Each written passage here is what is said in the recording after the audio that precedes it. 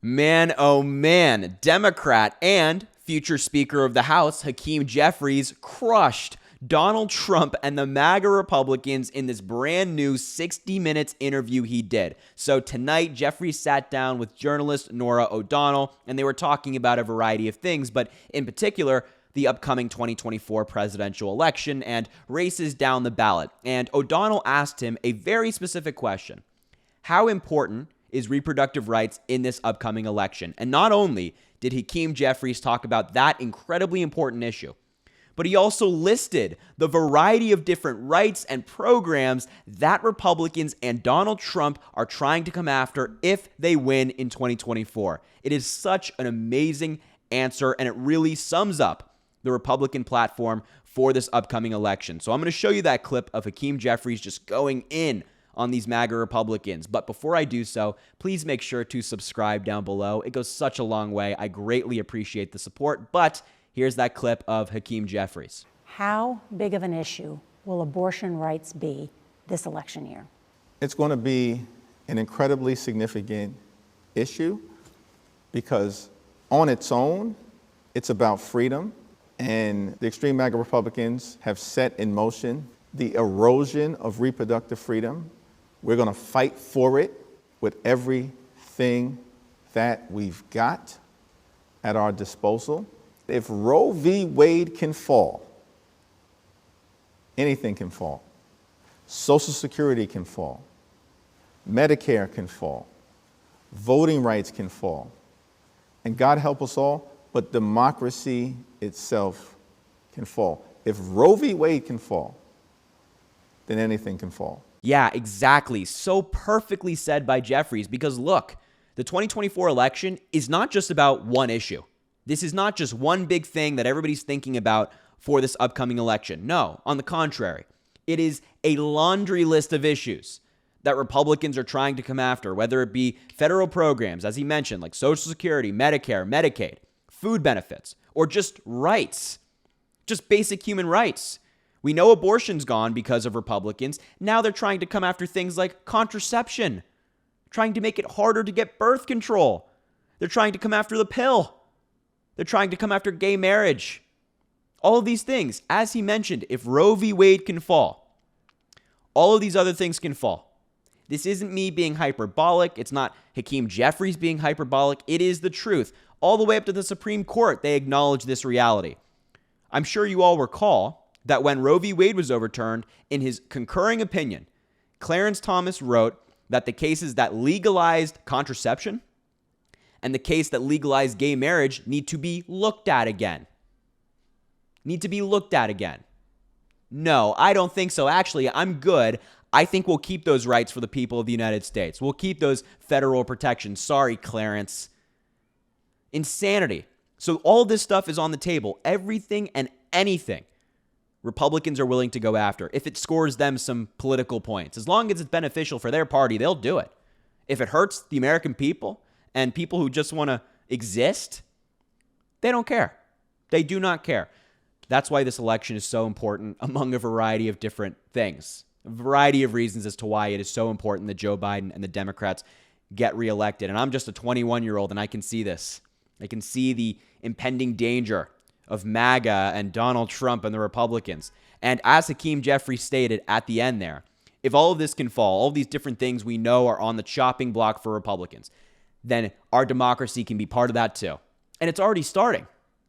Donald Trump and the MAGA Republicans are laying that foundation to once again deny the results of a free and fair election. That's how you know they're not that confident. They always say, oh, Donald Trump's going to win in a landslide. Sure. And then they're already laying the foundation to say, no, he didn't win.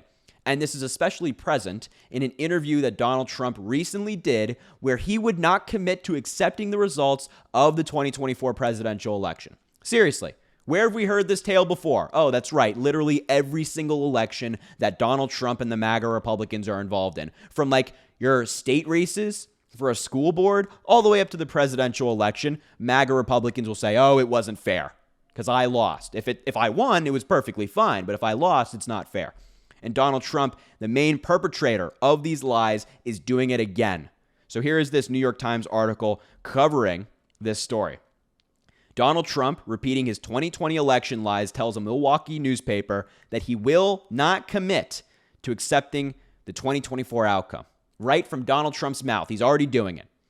Former President Donald J. Trump told the Milwaukee Journal Centennial on Wednesday that he would not commit to accepting the results of the 2024 election, as he again repeated his lies that the 2020 election was not fair. He said, quote, "If everything's honest, I'll gladly accept the results. I don't change on that," Mr. Trump said, according to the Journal. He then went on to say, quote, "If it's not, you have to fight for the right of the country."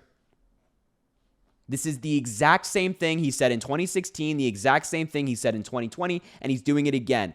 This logical fallacy of, if I win, if I succeed, then I'm okay. Then there's no problem. I will accept the results because I won, right?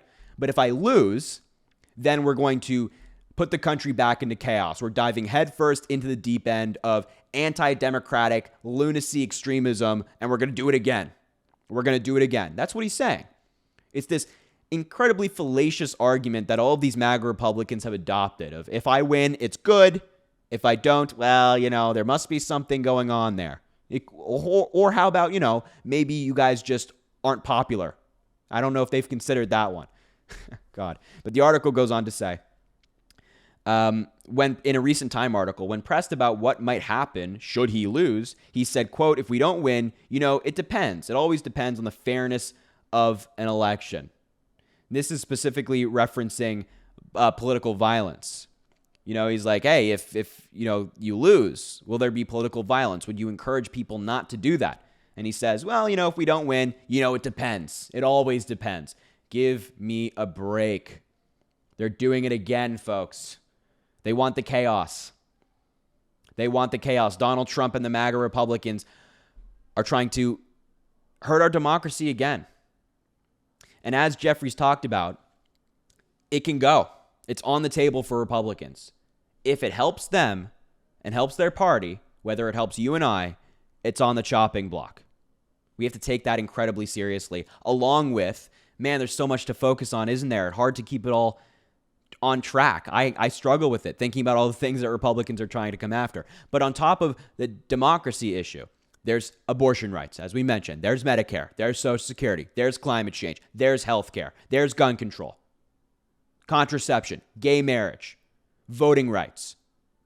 So much that is on the line. And final thing I'll say on this is that this is why, as a young person as well, it is so incredibly frustrating to see my peers or even folks older than me or people in the MAGA cult saying that, I just don't want to vote for Joe Biden. I'm not excited about it. Give me a break. Get on the train and let's protect our democracy. Let's protect our rights. I understand, I really do, that there are people out there who don't love Joe Biden. And I'm not saying you have to love him. I'm not saying you have to agree with him as much as I do. But what I'm saying is help our democracy. Play your part. Stop this, I don't really know if I want to vote. Stop that. Stop that. Suck it up, as Hillary Clinton would say. Suck it up and get on the train.